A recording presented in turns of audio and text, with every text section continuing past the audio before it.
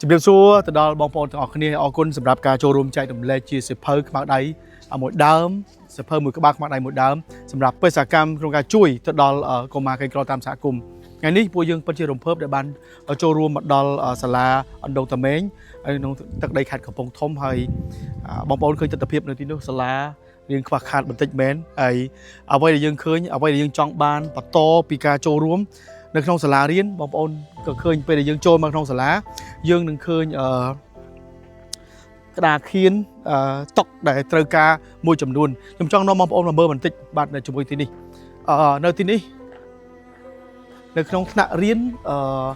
សាលារៀនទាំងមូលតែម្ដងតុកគ្រូបាទក៏ត្រូវការតុកគ្រូជាចាំបាច់សម្រាប់គ្រូអង្គុយហើយតុករៀនក៏អត់មានគ្រប់គ្រាន់សម្រាប់សិស្សផងដែរហើយខ្ញុំជឿថាបងប្អូនសប្បុរសជននិងអ្នកដែលចូលរួមទាំងអស់នឹងបន្តជួយគ្រប់គ្រងសាលានេះអាចទំនាក់ទំនងមកបាននៅសាលានេះមកផ្ទាល់តែម្ដងខ្ញុំមានលេខ Telegram បាទរបស់លោកគ្រូនៅផ្ទាល់នៅទីនេះ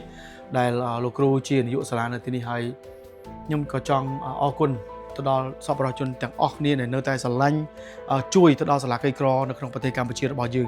ងអាចមើលទស្សនវិជ្ជាខាងក្រៅបន្តិចពីសាលារៀនហើយបងប្អូនឃើញហើយថានោះគឺជាការិយាល័យរបស់គ្រូហើយការិយាល័យរបស់គ្រូដែលមើលទៅរៀងទំនើបបន្តិចដោយសារមានបតុងបាទដោយសារមានបតុងហើយនៅក្នុងការិយាល័យរបស់គ្រូនេះបាទបងប្អូនក៏ឃើញបាទនេះជាកន្លែងដែលគ្រូហើយក៏បរិញ្ញាដែរអញ្ចឹងអ្វីដែលត្រូវការជាចម្បងដូចជាក្តារខៀនតុកដែលបងប្អូនទាំងអស់ចង់ទំនាក់ទំនងចង់ជួយនៅសាលាដូងតាម៉េងនេះអាចតាក់ទងបានណាអាចតាក់ទងគ្រូផ្ទាល់តែម្ដងមិនតាក់ទងខ្ញុំទេបាទតាក់ទងគ្រូផ្ទាល់តែម្ដងខ្ញុំនឹងមានលេខ Telegram របស់គាត់ដាក់នៅលើនេះដើម្បីឲ្យបងប្អូនទាំងអស់អាច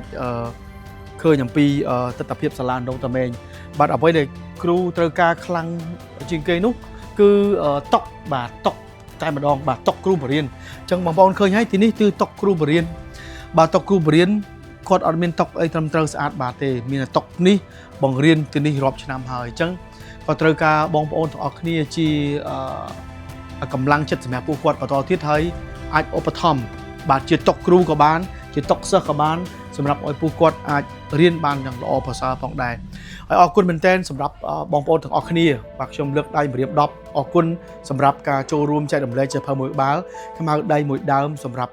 បេសកកម្មរបស់យើងជឿថាកុមារទាំងអស់មិនមានការបោះបង់ការសិក្សា